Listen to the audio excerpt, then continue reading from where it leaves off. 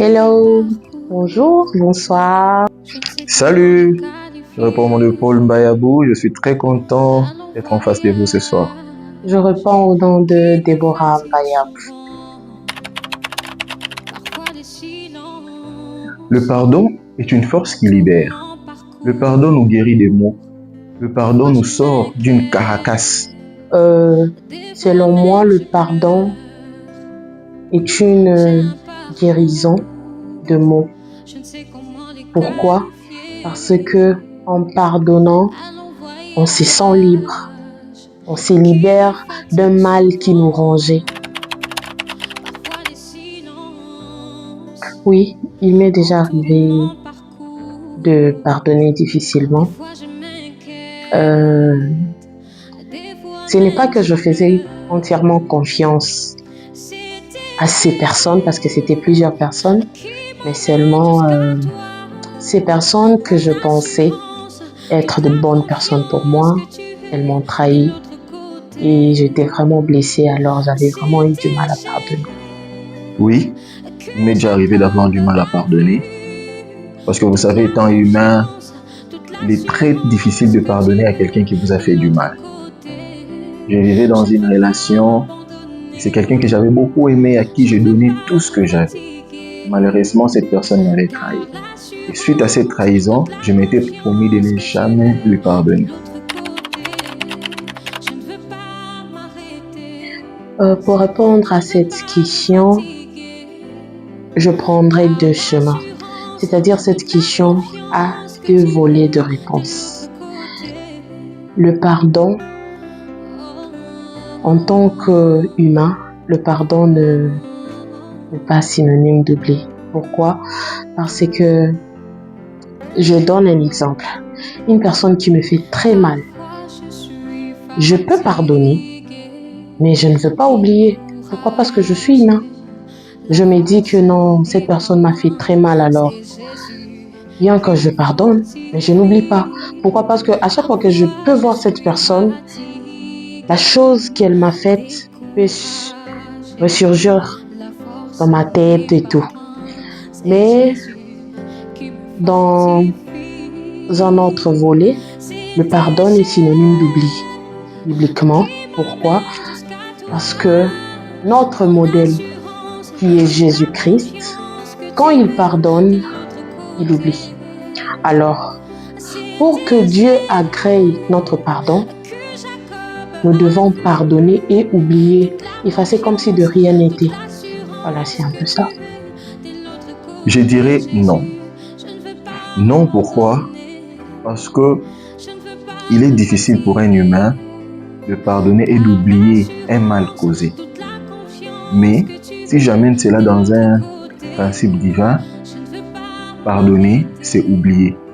Même la Bible nous recommande de pardonner et d'oublier de la même manière que Dieu, quand il pardonne, il oublie tous nos péchés. Il oublie toutes nos offenses et nous redevenons saints devant lui.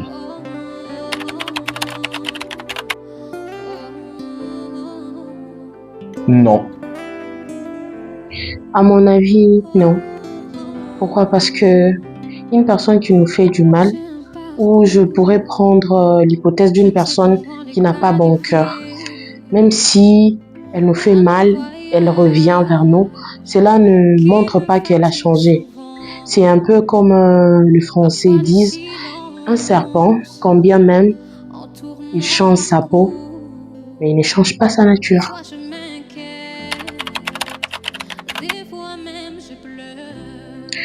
Oui, je crois en la guérison divine.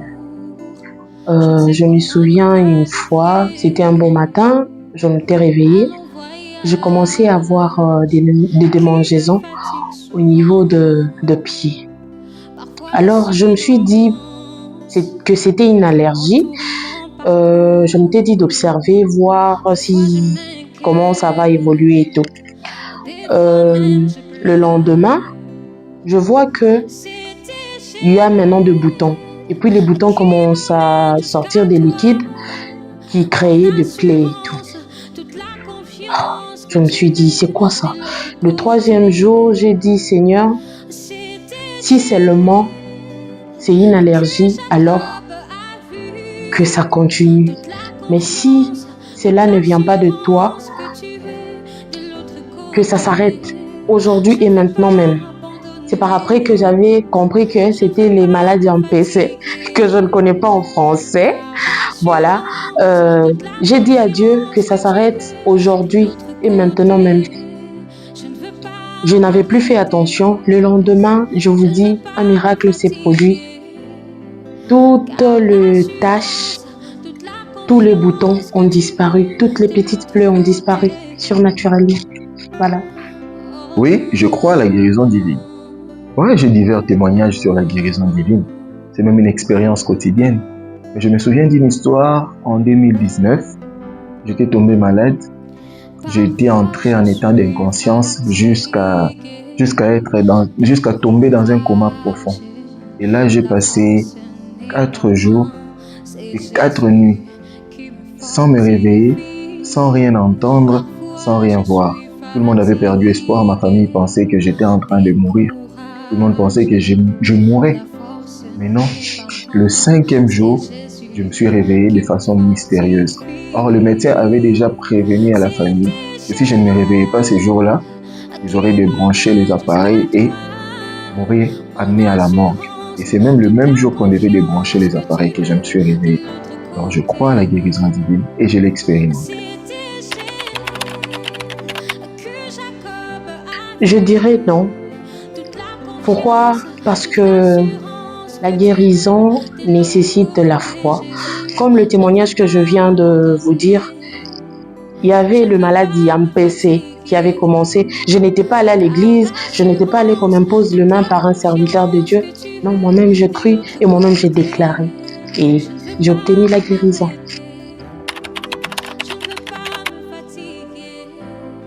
Bien évidemment, la guérison divine, comme tout autre miracle, est un moyen pour Dieu d'attirer les âmes vers lui. Pourquoi commencer par les miracles?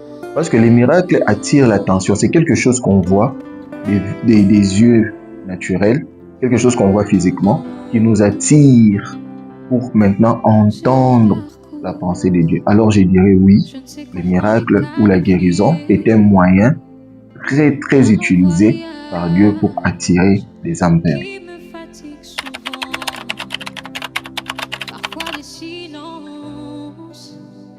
J'aimerais dire à tout le monde qui me suit que pardonner, c'est se libérer d'un fardeau qui peut nous faire très mal et qui peut même nous tuer.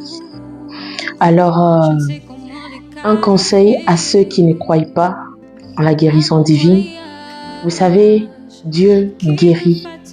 Dieu guérit vraiment.